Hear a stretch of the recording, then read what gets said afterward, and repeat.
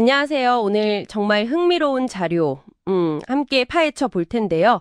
바로 여러분이 공유해주신 한국경제신문, 그러니까 줄여서 한경에 대한 심층 분석 보고서입니다. 겉보기엔 뭐랄까, 재무적으로 탄탄하고 영향력 있는 경제지인데 이 보고서를 보면 그 저널리즘 속살이 꽤나 복잡하다고 하네요. 이번 딥다이브, 한경의 진짜 모습이 뭘지 같이 한번 파고 들어보죠. 네, 맞습니다. 그 보고서가 지적하는 핵심이 바로 그 복잡성인 것 같아요.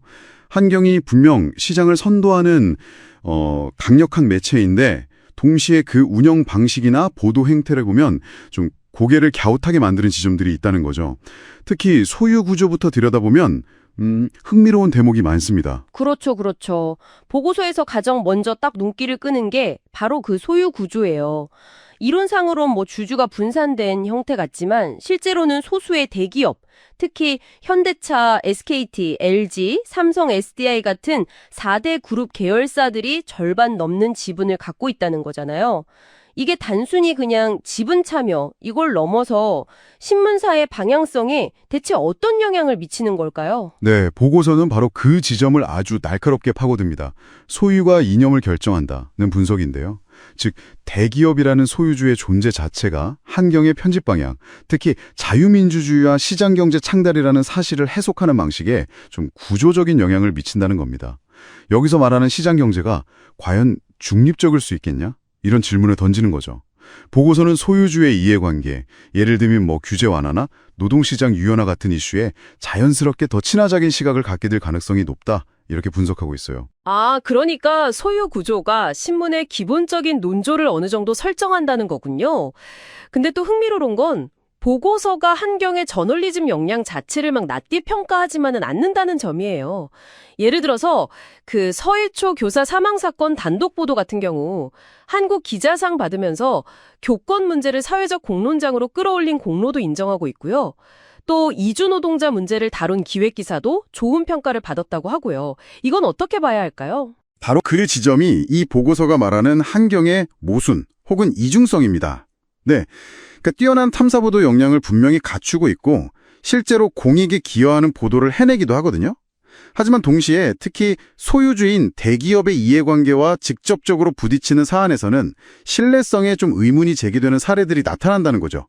대표적인 예로 보고서는 그 쿠팡 노조 관련 보도를 들고 있습니다. 그 대낮 술판 보도 말씀이시군요. 결국 법원에서 사실이 아니라고 판단해서 정정 보도까지 하고 됐었죠. 보고서는 이런 사례 외에도 특정 기간 네이버 정정 반론 추후 보도 섹션에 한경 기사가 가장 많았다는 데이터도 인용하고 있고요. 그러니까 사안에 따라서 저널리즘의 지준이 달라지는 약간 선택적 저널리즘의 모습을 보인다는 거네요. 네, 보고서는 그런 경향성을 지적합니다. 그리고 이런 선택적 모습이 아주 극명하게 드러날 수 있는 시험대가 바로 그 2024년 12월 3일 비상계엄 선포 같은 중대한 사건이었다고 분석합니다. 이런 국가적 위기 상황에서 언론이 어떤 역할을 하느냐는 그 본질을 보여주는 일종의 바로미터가 될 수 있으니까요. 그렇죠. 그땐 정말 당시 국회 기능 정지 시도나 언론 통제 같은 초유의 사태 앞에서 언론의 역할이 정말 중요했죠. 보고서는 한경의 당시 역할을 어떻게 평가하고 있나요? 보고서는 민주언론시민연합, 그러니까 민언련의 분석을 인용하는데요. 당시 민언련은 다수 언론이 비판적 검증 없이 정부 발표를 그대로 받아 쓰는 이른바 따옴표 저널리즘에 머물렀다고 비판했습니다. 한경 역시 이 범주에 포함되었다고 보고서는 언급하고 있어요.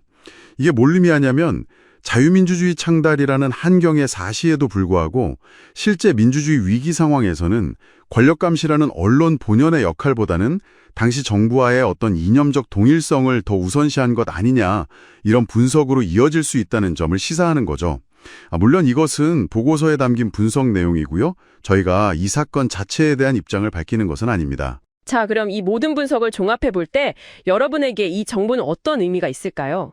이 보고서에 따르면 한경은 분명 무시할 수 없는 영향력, 그리고 때로는 훌륭한 저널리즘을 보여줄 역량을 갖춘 매체인 건 맞아요. 하지만 그 뿌리 깊은 재벌 중심의 소유 구조가 친기업적 시각이라는 강력한 필터를 만들어내고 있다는 거죠. 네, 핵심은 이원화된 뉴스룸이라고 할 수도 있겠습니다. 약간 분리되어 있다는 거죠. 그러니까 소유주 이익과 직접 관련이 없거나 오히려 긍정적 영향을 줄 수 있는 이슈, 예를 들어 교권 문제처럼 사회적 공감을 얻기 쉬운 사안에선 공익적 저널리즘이 작동하지만 노동, 규제처럼 민감한 경제 이슈로 들어가면 다른 모습을 보일 수 있다는 그런 분석입니다. 따라서 한경의 정보를 접하실 때는 그 내용을 곧이곧대로 받아들이기보다 그 배경에 있는 구조적 특성, 그리고 이념적 지향성을 항상 염두에 두고 좀 비판적으로 읽어내는 자세가 필요하다. 이런 결론을 내릴 수 있겠습니다. 중립적인 정보 전달자라기보다는 특정 경제관을 적극적으로 설파하는 옹호자에 가깝다는 평가인 거죠. 마지막으로 여러분께 던져볼 질문입니다. 이 보고서는 주로 소유 구조가 경제 관련 보도에 미치는 영향에 집중했습니다. 그렇다면 이렇게 뿌리 깊은 친기업적 성향이 겉보기에는 경제와 직접 관련 없어 보이는 문화나 교육 혹은 국제뉴스 같은 다른 영역의 기사들에는 과연 어떤 식으로 어쩌면 더 미묘하게 영향을 미치고 있을까요? 다음에 한경 기사를 보실 때 한 번쯤 생각해 보시면 어떨까 싶습니다. 구독과 좋아요는 언소주에게 힘이 됩니다.